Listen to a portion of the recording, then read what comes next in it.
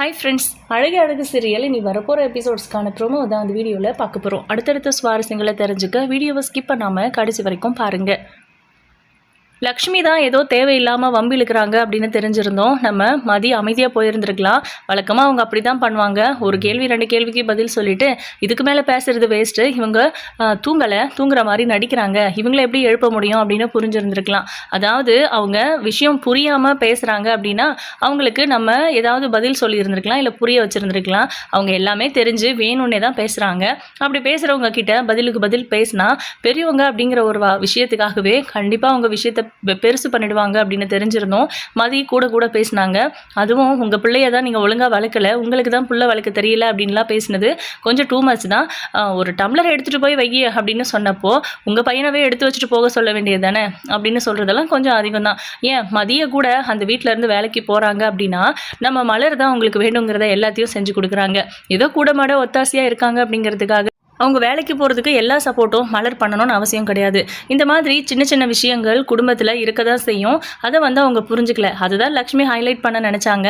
ஆனால் அவங்க குடும்ப விஷயம், வளர்ப்பு விஷயம்னு எல்லாத்தையும் பேசி அது பெருசாகிடுச்சு. சும்மா ஓவராக நெஞ்சு வலிக்குது அப்படின்னு ஆக்டிங் பண்ணிகிட்டு இருக்காங்க. அதாவது இந்த சீன் கிரியேட் பண்ணணும் அப்படிங்கிறது. ஆனால் அங்கே ஒன்றுமே இல்லை. அவங்களுக்கு நெஞ்சு வலியும் கிடையாது. நம்ம மதியம் அந்த அளவுக்கும் பேசிடல. இவங்க இவ்வளோ ட்ராமா பண்ணுற அளவுக்கெல்லாம் பேசிடல. ராகவனுக்கு என்ன நடந்துச்சுன்னு தெரியாமல் இந்த மாதிரி தவிக்கிறாளே துடிக்கிறாளே அப்படிங்கிற மாதிரி பயந்துட்டு இருக்காரு. இப்போ சுரேஷ் வீட்டுக்கு வராரு. ஏற்கனவே அங்கே ஒரு பஞ்சாயத்து, ஊரில் பெரிய ஆள் அவரோட பையனை இவர் அடிச்சிட்டாரு அப்படிங்கிறது.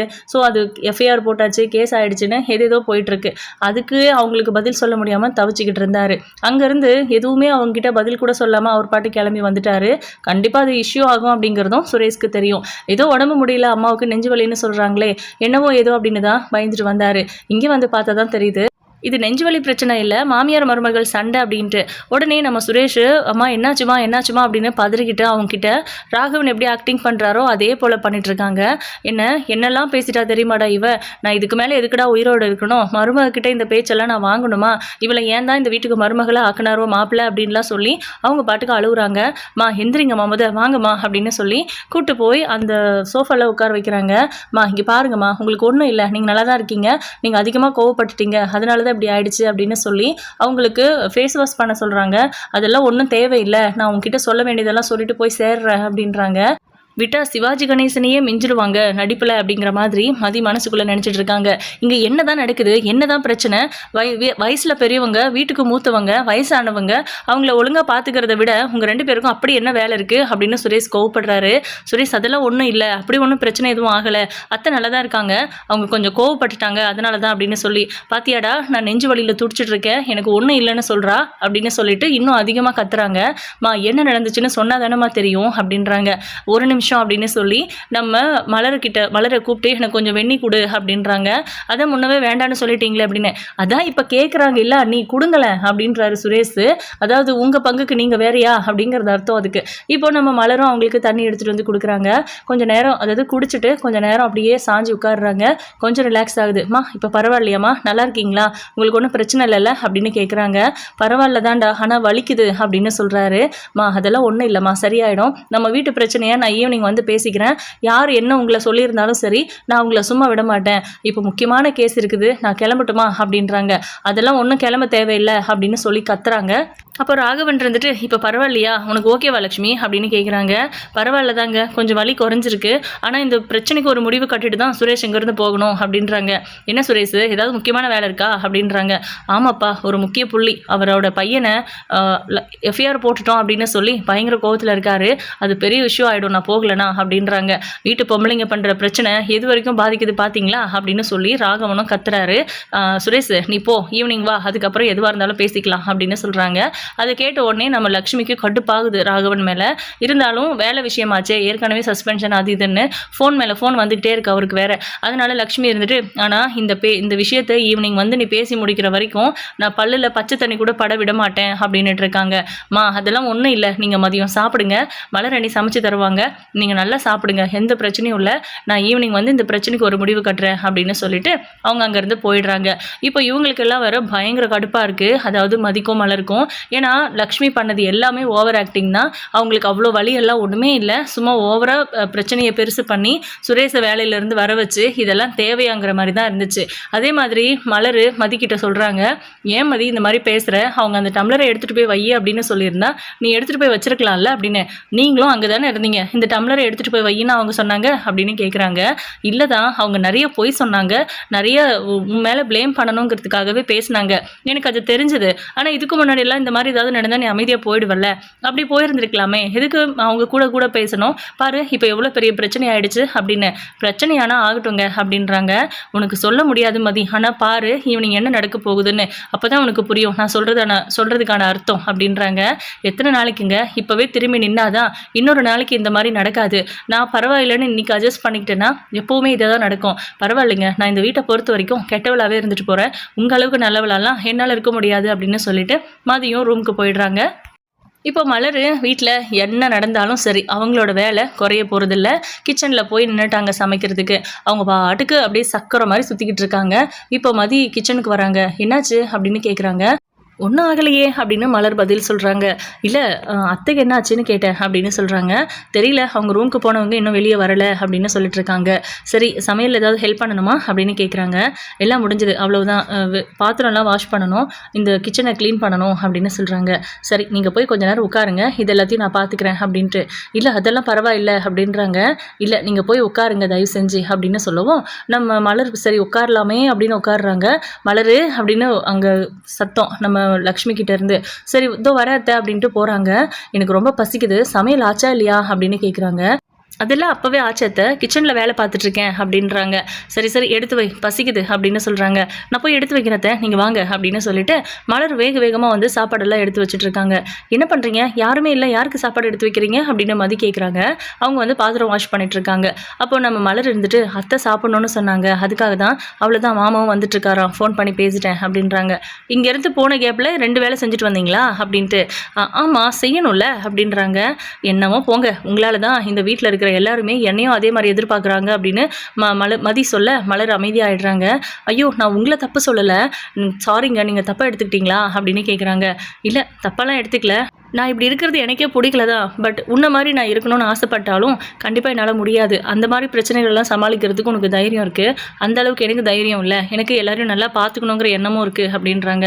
நான் மட்டும் என்ன, யாரையும் ஒழுங்காக பார்த்துக்கக்கூடாது, எல்லாரும் கஷ்டப்படட்டும் அப்படின்னு நான் நினைக்கிறேன். எல்லாரும் மனசார சாப்பிடட்டும், சமைச்சு கொடுக்குறதோ இல்லை வேலை செய்கிறதோ பிரச்சனையே இல்லை, அவங்க ஒன்றும் அவ்வளோ முடியாதவங்க இல்லை. அது என்னங்க வரட்டு பிடிவாதம், எது சொன்னாலும் அதுக்கு ஒரு பதில் சொல்கிறாங்க. அதே நம்ம ஏதாவது பதில் சொல்லிட்டோம் அப்படின்னா எதிர்த்து பேசுகிறேன், ஏதோ தப்பாக பேசுகிறாங்கிற மாதிரிலாம் என்னை கிரியேட் பண்ணுறாங்க. இன்னைக்கு ஈவினிங் என்ன நடக்க போகுதுன்னு உனக்கு தெரியல மதி அப்படின்றாங்க மலர். என்ன வேணால் நடக்கட்டுமே, ஆனால் நான் மட்டும் இந்த விஷயத்தில் விட்டு கொடுக்கவே மாட்டேன். நானும் எவ்வளோ தூரம் சொல்கிறது, அவங்க பொய் வேறு சொல்கிறாங்க, உண்மையை சொல்லலாம்ல, என்ன நடந்துச்சோ அதை. அவங்க என்ன என்கிட்ட அந்த டம்ளரை எடுத்துகிட்டு போய் வையின்னு நான் சொன்னாங்க, என்னமோ கணச்சி காமிக்கிறாங்க, சவுண்டு விடுறாங்க, இரும்பி காமிக்கிறாங்க. அப்படிலாம் பண்ணால் எனக்கு எப்படி தெரியும் அந்த டம்ளரை எடுத்து வைக்க சொல்கிறாங்கன்னு அப்படின்றாங்க. ஆனால் நான் வந்தேன்ல, அவங்க ஏதோ பண்ணுறாங்கன்னு தெரிஞ்சு நான் அதை போய் எடுத்தேன்ல, எடுக்கிறதுக்கு போனேன்ல அப்படின்றாங்க. சரி நீங்கள் எடுக்க போனீங்க, எடுக்க விட வேண்டியது தானே, அது என்ன நான் தான் எடுக்கணுன்றது அப்படின்னு. உன் புருஷன் குடிச்சதுங்கிறதுனால உன்னை எடுக்க சொல்லியிருப்பாங்க மதி அப்படின்றாங்க. சரி அப்படியே இருக்கட்டும், ஆனால் அதை எப்படி சொல்லணும், அவங்க என்ன அந்த டம்ளர் எடுத்துகிட்டு போய் வைமா, அது உன் புருஷன் குடிச்சதுன்னு நான் சொன்னாங்க, எடுக்க வேண்டியது தானே, என்ன உன் பாட்டுக்கு அப்படி நடக்கிற இப்படி நடக்கிறேன்னு அவங்க பாட்டுக்கு திட்ட தானே செஞ்சாங்க. உடனே அவர் வந்த உடனே அவர்கிட்ட நான் இந்த டம்ளரை எடுத்துகிட்டு போய் வைமான்னு சொன்னேன், அதுக்கே இவ்வளோ பேசிட்டா அப்படின்னு எதேதோ சொல்கிறாங்க. இதெல்லாம் நல்லாவா இருக்குது, எப்படிங்க வாய் கூசாமல் இவ்வளோ பொய் சொல்கிறாங்க அவங்க அப்படின்றாங்க. மதி தயவு செஞ்சு இந்த விஷயத்தை இதோட விட்டுடு, மறுபடியும் பிரச்சனை வேணாம். ஈவினிங் அவங்க ஏதாவது ஒன்று உரண்டை இழுக்கிற மாதிரி பேசினா கூட நீ அமைதியாக இருந்துரு, எதுவும் பதில் பேசிடாத, இந்த பிரச்சனையை பெருசு பண்ணாத மதி ப்ளீஸ் அப்படின்னு சொல்லி கெஞ்சுறாங்க. சரி நான் எதுவும் பேசலை அப்படின்னு சொல்கிறாங்க மதி. அதுக்கப்புறம் சாப்பாடு எடுத்து வச்சிட்டியா அப்படின்னு கேட்குறாங்க. ஆமாம் எனக்கு ஒரு டவுட்டு, நான் வாயில் பச்சை தண்ணி கூட படாமல் தான் இருப்பேன், இந்த பிரச்சனைக்கு ஒரு முடிவு தெரிகிற வரைக்கும் நான் சாப்பிட கூட மாட்டேன், போய் சேர்ந்துடுறேன் அப்படின்லாம் சொன்னாங்க. என்ன அவங்கள வாலண்டியராக சாப்பாடு கேட்குறாங்க அப்படின்ட்டு. அதெல்லாம் அப்படி தான் மதி, கண்டுக்காத, அவங்க அப்படி தானே ஏற்றுக்கிட்டு போகிறதுல உனக்கு என்ன தான் பிரச்சனை அப்படின்னு கேட்குறாங்க. ஐயோ என்னாலலாம் அப்படி முடியாதுங்க, நீங்களே போய் பரிமாறுங்க, நான் கிச்சனை க்ளீன் பண்ணுற வேலையை பார்த்துக்கிறேன், இந்த கிச்சன் வேலையெல்லாம் கூட பார்த்துடலாம், அவங்கள ஹேண்டில் பண்ணுறது தான் பெரிய கஷ்டம் அப்படின்னு சொல்லிட்டு இருக்காங்க. ஆனால் நீங்கள் மட்டும் எப்படிங்க இவ்வளோ ஸ்வீட் அண்ட் சாஃப்டாக இருக்கீங்க அப்படின்னு. நான் ஸ்வீட் அண்ட் சாஃப்டா அப்படின்னு எனக்கு கேட்டால் சொல்ல தெரியல. பட் நான் வந்து ஒரு கோழைங்க அப்படின்றாங்க. கோழையா? அட போங்க, நீங்கள் இவ்வளோ வேலையை ஒண்டிமா செஞ்சு அசத்துறீங்க, நீங்களா கோழை அப்படின்னு. ஆமாம், ஆனால் அவங்க ஏதாவது கேட்டால் என்னால் பதில் சொல்ல முடியலல்ல, அப்போ நான் கோழை தானே அப்படின்றாங்க. நான் திருப்பி பேசிட்டேன் கேட்டுட்டேங்கிறதுக்காக நான் ஒன்றும் அவ்வளோ பெரிய வீராங்கனையெல்லாம் கிடையாது. நீங்கள் நினைக்கிற மாதிரி ஒன்றுமே இல்லை. இது பேசிக் திங் தான். முதல்ல நம்ம மதிக்கணுங்க. நமக்கு நம்மளே முதல்ல மரியாதை கொடுக்கணும். அதுக்கப்புறம் தான் மற்றவங்க கிட்ட இருந்து நம்ம எதிர்பார்க்க முடியும். நீங்களே கொஞ்சம் கூட யோசிக்கிறதில்ல உங்களை பற்றி, அப்புறம் எப்படிங்க மற்றவங்கெல்லாம் யோசிப்பாங்க அப்படின்றாங்க. சாப்பாடு எடுத்து வச்சியா அப்படின்னு கத்துறாங்க. அத்தை வச்சுட்டேன் அத்தை, தோ பிளேட் எடுத்துகிட்டு வரேன் அப்படின்னு. கரெக்டாக ராகவனும் வராரு. அவங்க 2 பேருக்கும் சாப்பாடு கொடுக்குறாங்க. அவங்க சாப்பிட்டு முடிச்சுட்டு ஆஸ் யூஷுவல் சாப்பிட்டது வேஸ்ட் எல்லாம், ஃபுட் வேஸ்ட் அத்தனையும் கீழே தான் வைக்கிறாங்க. அது எல்லாத்தையும் கை வச்சு இவங்களே க்ளீன் பண்ணி அங்கே அந்த இடத்த ஃபுல்லாகவே க்ளீன் பண்ணி விட்டுடுறாங்க. மறுபடியும் கிச்சன் வேலையெல்லாம் முடிச்சுட்டு, அதாவது சாப்பாடு வேலையெல்லாம் முடிச்சுட்டு, அப்போ கூட அவங்க லஞ்சு சாப்பிட்றதுல வீடு துடைக்கிறேன், அதாவது மாப் போடணும்னு சொல்லி எடுத்துகிட்டு வந்துட்டாங்க. இப்போ உங்களை யாருங்க வீடு துடைக்க சொன்னது அப்படின்னு மதி கேட்குறாங்க. பின்ன க்ளீன் பண்ணணும்ல அப்படின்னு. சாப்பிட்டுட்டு பண்ணலாமே அப்படின்றாங்க. இல்லை, நான் செஞ்சுட்டு சாப்பிட்றேன், அப்போ தான் நல்லாயிருக்கும். சாப்பிட்டேன்னா டயர்ட் ஆகிடுமா, அமைதியாக படுத்துக்கலான்னு இருக்கும். ஆனால் 5 நிமிஷம் கூட என்னால் உட்கார முடியாது. நான் வீடு துடைச்சிட்டு சாப்பிட்டேன்னா அவங்களுக்கு காஃபி போட கரெக்டாக இருக்குன்னு. சாப்பிட்டுட்டு வீடு துடைக்கலாம்ல அப்படின்னு. இந்த வேலையெல்லாம் அப்படியே இருக்குது, அதுக்குள்ளே சாப்பிட உட்காந்துட்டியான்னு கேட்பாங்க. அப்புறம் சாப்பிட்ட மாதிரி தான் அப்படின்னு சொல்கிறாங்க மலர். என்ன இருந்தாலும் ரொம்ப மோசம் அப்படிங்கிற மாதிரி உள்ளுக்குள்ளே யோசிக்கிறாங்க மதி. அதுக்கப்புறம் அவங்க சாப்பிட்றதுக்காக உட்காந்துடுறாங்க.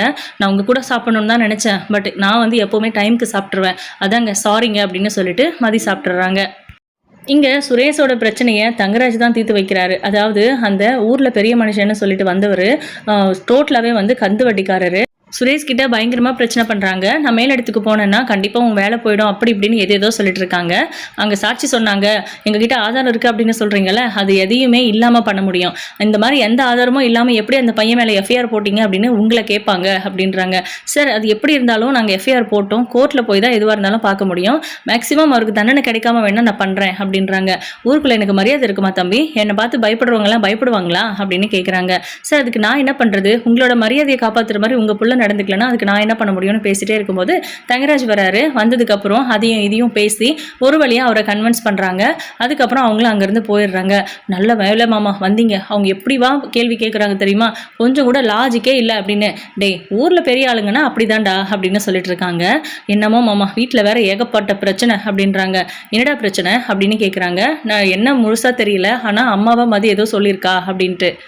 மதி எதுக்குடா வீட்டில் இருக்கிற எல்லாரையும் ஏதாவது சொல்லிட்டே இருக்கா அப்படின்னு கேட்குறாங்க. என்னமோ தெரியல மாமா, ஏண்டா அவள் கழுத்தில் தாலியை கட்டணும்னு இருக்குது, அவள் கழுத்தில் தாலி கட்டதான் நினச்சி என் கழுத்துக்கு தூக்கு கயிறு போட்ட போல இருக்குது. ஒவ்வொரு நாளும் ஒவ்வொரு பிரச்சனை தினசாக பண்ணுறா மாமா அப்படின்னு கடுப்பாயிட்டு இருக்காரு. போலீஸ் ஸ்டேஷனில் இருந்துடலாமான்னு கூட தோணுது அப்படின்னு. அப்போ பார்த்து கரெக்டாக ராகவன் கால் பண்ணுறாரு.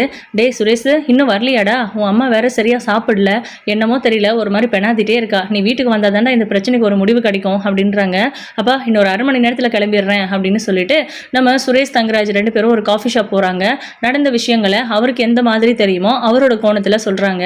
இதில் மதியோட தப்பு எதுவும் இருக்கிற மாதிரி தெரியலையே அப்படின்றாங்க.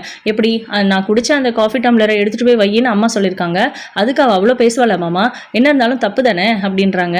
தப்பு தான், ஆனால் அதுக்காக என்ன பண்ண முடியும், வீட்டில் இருக்கிற எல்லாரும் முன்னாடியும் அவளை அம்மா கிட்ட மன்னிப்பு கேட்க சொல்லிடு, அத்தையோட மனசு காமாயிடும் அப்படின்றாங்க.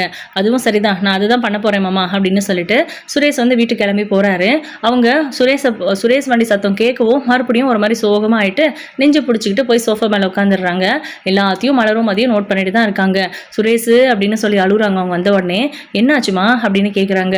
இவ என்ன வார்த்தை கேட்டால் தெரியுமா சுரேஷ் அப்படின்னும், நீ என்ன கட்டாயப்படுத்தி சொல்லிட்டு போனதுனால தான் நான் சாப்பிட்டேன், இல்லைன்னா சாப்பிட்ருக்கவே மாட்டேன், நடந்த எல்லாமே எல்லாருக்கும் தெரியணுங்கிறதுக்காக தான் நான் இவ்வளோ நேரம் பொறுமையாக இருந்தேன் அப்படின்னு சொல்லி நடந்த விஷயத்த சொல்கிறாங்க. ஐ மீன் அவங்களோட பாயிண்ட் ஆஃப் வியூலேருந்து சொல்கிறாங்க. ஆனால் மதிக்கிட்ட கேட்டால் அவங்க ஒரு மாதிரி சொல்லுவாங்க. நடந்தது எதுவோ சாதாரண விஷயம், அதாவது அவங்க அந்த டம்ளரை எடுத்துகிட்டு போய் வையின்னு சொல்லவே இல்லை, அவங்களோட பாஷை இவங்களுக்கு புரியலை, அதுக்கு கூட வந்து ஒரு டைம் கொடுக்கலாம் அவங்களுக்கு. அட்லீஸ்ட் எடுத்துகிட்டு போய் வையின்னு சொல்லி அவங்க இதெல்லாம் பேசியிருந்தாங்கன்னா கூட அவங்க மேலே குத்தம் சொல்லலாம். மொத்தமாகவே இவங்க பிளான் பண்ணி பேசினதுனால தான் மதியம் ஓவராக கடுப்பாகி பேசிட்டாங்க.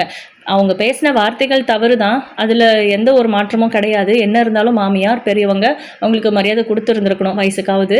அப்படி இல்லாமல் இவங்க பாட்டுக்கு பேச அது தப்பாக போயிடுச்சு. நான் என்ன மரியாதை இல்லாமல் பேசிட்டேன் அப்படின்னு அப்படியே திமிரா பதில் சொல்கிறாங்க அவங்க. இப்போது லக்ஷ்மி சொன்னதெல்லாம் கேட்டுட்டு நம்ம சுரேஷ் இருந்துட்டு ஒழுங்காக அம்மா கிட்ட மன்னிப்பு கேளு அப்படின்றாங்க. நான் எதுக்கு மன்னிப்பு கேட்கணும் அப்படின்னு சொல்லி பிரச்சனை பண்ணுறாங்க. அப்போ தான் பாக்கியராஜும் வராரு. இப்போ மன்னிப்பு கேட்க முடியுமா முடியாதா அப்படின்னு கேட்கும்போது நான் கேட்க மாட்டேன்னு. ஒரு மன்னிப்பு தானே மதி, கேட்டுடு அப்படின்னு நம்ம மலர் வந்து கேட்குறாங்க. மன்னிப்பு கேட்டு தான் நீங்கள் இந்த நிலமையில இருக்கீங்க அப்படின்னு சொல்லி அவங்களையும் திட்டிடுறாங்க. அதுவும் சரிதான் அப்படின்னு மலரும் அமைதியாகிடுறாங்க. இதுக்கு மேலே ஒரு நிமிஷம் கூட நீ இந்த வீட்டில் இருக்கக்கூடாது அப்படின்னு கையை பிடிச்சி இழுத்துட்டு போகிறாரு நம்ம சுரேஷ். மதி வந்து இதுக்கு மேலே நம்ம ஏன் இருக்கணும்னு கையை உதறி விட்டுட்டு நீங்கள் ஒன்றும் எனக்கு வழி சொல்லி தர வேண்டாம், எனக்கே வழி தெரியும் அப்படின்னு சொல்லி அவங்க கிளம்புறாங்க. கிளம்பும்போது திரும்பி எல்லாரையும் பார்த்துட்டு நீங்களா வந்து என்னை கூப்பிடுற வரைக்கும் நான் வரமாட்டேன் அப்படின்னு சொல்லிட்டு போகிறாங்க. அதுவும் உங்கள் அம்மா தான் என்னை வந்து கூப்பிடணும், அன்னைக்கு விருந்துக்கு வாங்க சொன்னா நான் எதுக்கு அந்த வீட்டுக்கு வரணும்னு சொன்னாங்கல்ல, திரும்பவும் நான் இந்த வீட்டுக்கு வரணும் அப்படின்னு நீங்கள் நினச்சிங்கன்னா நீங்கள் உங்கள் அம்மா அப்பா 3 பேரும் வந்து என்னை கூப்பிடணும். நீங்கள் கூப்பிட்றத வச்சு தான் நான் வரணுமா வேணாமான்னு முடிவு பண்ணுவேன் அப்படின்னு சொல்லிட்டு போக, அப்படியெல்லாம் கனவுல கூட நடக்காது, நீ இல்லாட்டினா இந்த வீடு நிம்மதியாக இருக்கும் அப்படின்னு சொல்கிறாங்க சுரேஷ். அதையும் பார்க்குறேன், நீங்கள் வருவீங்களா வரமாட்டீங்களா அப்படிங்கிறது ஒரு 2 மணி நேரத்தில் தெரியும் அப்படின்னு சொல்லிட்டு மதி அவங்க பாட்டு கிளம்பி போயிடுறாங்க. இப்போது தங்கராஜ் வந்து சுரேஷ்க்கு கால் பண்ணுறாங்க. அவங்க கால் பண்ணும்போது சுரேஷ் அட்டன் பண்ணி சொல்லுங்க மாமா அப்படின்னு ரொம்ப டவுனாக பேசுகிறாரு. என்னடா ஆச்சு சுரேஷ், வீட்டில் என்ன நடக்குது, நான் என்ன சொல்லி அனுப்பினேன், நீ என்னடா பண்ணி வச்சிருக்க அப்படின்னு கேட்குறாங்க. நான் என்ன பண்ண மாமா அப்படின்னு. என்னடா மதியை வீட்டை விட்டு துரத்திட்டியா அப்படின்னு. அவள் என்ன பேச்சு பேசினா தெரியுமா மாமா அப்படின்றாங்க. சுரேஷ் இதெல்லாம் கொஞ்சம் கூட சரியில்லை, ஒழுங்கா அவளை வந்து கூட்டிகிட்டு போ வீட்டுக்கு அப்படின்றாங்க. இல்லை மாமா அவளை நான் கூட்டிகிட்டு போக மாட்டேன், எவ்வளோ திமிரா பேசினா தெரியுமா, அதுவும் நான் அம்மா அப்பா 3 பேரும் போய் அவகிட்ட அவளை கூப்பிடணுமா, அப்போ கூட அவள் வரணுமா வேணாவான்னு அவளாக தான் முடிவு பண்ணுவாளாம். இதெல்லாம் எந்த விதத்தில் நியாயம் சொல்லுங்க அப்படின்றாங்க. டேய் நீ அவளை வெளியே அனுப்பியிருக்க, தப்புன்னு பார்த்தா அத்தை மேலேயும் இருக்கும். ஏன்னா அவள் சும்மா வீம்புக்குனே சண்டைக்கு போகிற பொண்ணும் கிடையாது, அவள் கோளாறு பிடிச்சவடா. ஏற்கனவே உன் வேலை வேறு சஸ்பெண்ட் ஆச்சு, இப்போ தான் உனக்கு வேலை திரும்ப கிடச்சிருக்கு. எதுக்குடா பஞ்சாயத்து சுரேஷ், வேணாண்டா, தயவு செஞ்சு அவளை போய் கூட்டிகிட்டு வந்துடு வீட்டுக்கு, இல்லைனா அவள் தேவையில்லாத பண்ணுவா. இப்போவே போலீஸ் ஸ்டேஷனு ஐஜி அது இதுன்னு பேசிக்கிட்டு இருக்காளாம். அவங்க அப்பா தான் எனக்கு ஃபோன் பண்ணியிருந்தாரு அப்படின்னு சொல்கிறாங்க. அவர் மிரட்டி இருப்பாருன்றாரு சுரேஷ். அவர் நம்ம பக்கம் தான் நிற்கிறாரு, ஆனால் மதியை கண்ட்ரோல் பண்ண முடியாதுன்னு அவர் சொல்லிட்டாரு. அதனால தான் சொல்கிறேன், பேசாமல் அவங்க 2 பேரையும் கூப்பிட்டு போய் பேசு அப்படின்றாங்க. இல்லை நான் போல மாமா அப்படின்னு சொல்கிறாங்க. மாமா நீங்கள் ஒரு வார்த்தை சொல்லி பாருங்கள், அவள் தானாகவே வீட்டுக்கு வந்துடுவா. அம்மாவும் அப்பாவும் அந்த வீட்டுக்கு போகவே பிடிக்கலன்னு சொல்கிறாங்க, எப்படி அவங்க போய் அவளை கூப்பிடுவாங்க அப்படின்னு சொல்கிறாங்க. ஆனால் நம்ம தங்கராஜ் தானே அந்த கல்யாணத்தவே பண்ணி வச்சாரு, அதனால யோசிக்கிறாங்க. சரி நீ உன் அண்ணன் அழகு மலர் 3 பேரும் அங்கே வாங்க, நானும் அங்கே வரேன், அவகிட்ட பேசி வீட்டுக்கு கூட்டிகிட்டு வந்துடலாம் அப்படின்னு சொல்கிறாங்க. மாமா அது உங்களுக்கு ஒன்றும் கௌரவ பிரச்சனை இல்லையே அப்படின்னு. அதெல்லாம் பார்த்து ஆகுமா சுரேஷ், இது நம்ம குடும்ப விஷயமாச்சே அப்படின்னு சொல்லிட்டு எல்லாரும் போகிறாங்க. அங்கே போனதுக்கப்புறம் கொஞ்சம் கூட முகம் கொடுத்து பேசல யார்கிட்டையுமே. பாக்கியராஜ் மலர் அவங்க 2 பேரையும் மட்டும் வாங்க அப்படின்னு சொல்லி ஒரு வார்த்தை கூப்பிட்டாங்க, அவ்வளவுதான். மற்றபடி தங்கராஜுக்கோ சுரேஷ்கோலாம் எந்த மரியாதையும் கிடையாது. இப்போது என்ன நடந்துச்சு அப்படின்னு உங்கள் பொண்ணு உங்ககிட்ட சொன்னாலா அப்படின்னு கேட்குறாங்க ராமமூர்த்தி கிட்ட. அவர் ஏதோ அரைகுறையாக சொல்கிறாரு. அது மட்டும் இல்லை, அவள் ரொம்ப அதிகமாக பேசியிருக்கா எங்கள் அத்தைக்கிட்ட, அதெல்லாம் தப்பு, அதெல்லாம் எடுத்து சொல்லி தயவு செஞ்சு அவளை எங்கள் கூட அனுப்பி வைங்க, இது தேவையில்லாத பிரச்சனையை தான் உருவாக்கும், எப்படியும் சுரேஷ் கூட தானே அவள் வாழ்ந்தாகணும் அப்படின்னு. அப்படி ஒன்றும் கட்டாயம் இல்லையே அப்படின்றாங்க நம்ம மதி. என்னம்மா இப்படியெல்லாம் பேசுகிற, நீங்கள் இப்படி பிரிஞ்சு போகிறது தான் உங்களுக்கு கல்யாணம் பண்ணி வச்சோமா அப்படின்னு. இங்க பாருங்க, வீட்டை விட்டு வெளியே துரத்துனது அவரு அப்படின்னு. அவன் தானே உன்னை கூப்பிட வந்திருக்கான் அப்படின்றாங்க. லைட்டாக சிரிச்சுட்டு, நிஜமாவா அவரா என்ன கூப்பிட வந்திருக்காரா, நம்பவே முடியல, நீங்கள் சொல்கிறது வேடிக்கையாக இருக்குது அப்படின்றாங்க. இதில் என்னம்மா உனக்கு காமெடி தெரியுது, உன்னை வீட்டுக்கு கூப்பிட்டு போகிறதுக்காக தானே 4 பேரும் வந்திருக்கோம், என்ன இருந்தாலும் அவங்க உங்ககிட்ட நடந்துக்கிட்டதும் தப்பு தான், நீ அவங்கள பேசினதும் தப்பு தான் அப்படின்னு. இங்கே பாருங்கள், நான் ஒரு வார்த்தை கூட தப்பாக பேசலை அப்படின்னு.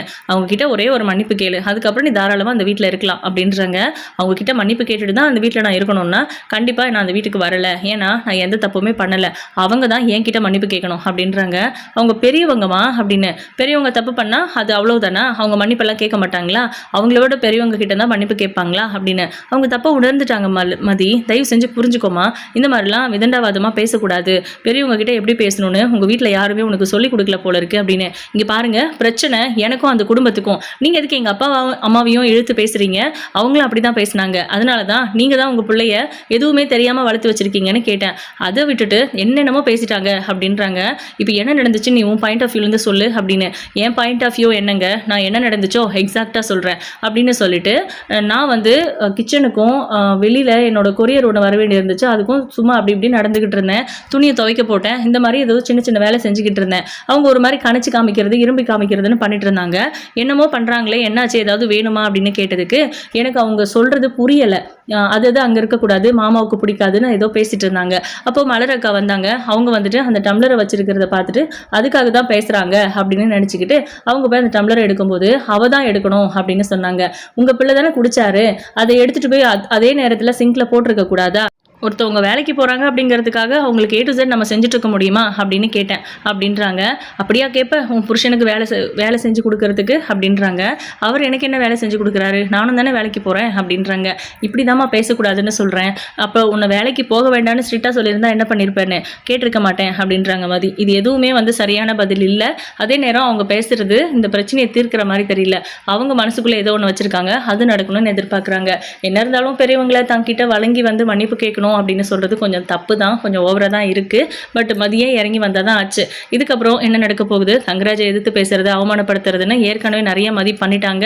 இதுக்கப்புறம் கதைக்களம் எப்படி இருக்க போகுது அப்படிங்கிறதையும் வெயிட் பண்ணி பார்க்கலாம். கண்டிப்பாக சுரேஷ் வந்து மதிப்பாக்கு இருக்கிற நியாயத்தை புரிஞ்சு பாருன்னு தான் நினைக்கிறேன். உங்களோட கருத்துக்களை கமெண்ட் பண்ணுங்க. இந்த வீடியோ உங்களுக்கு பிடிச்சிருந்தது அப்படின்னா லைக் பண்ணுங்க, ஷேர் பண்ணுங்க. தேங்க்யூ.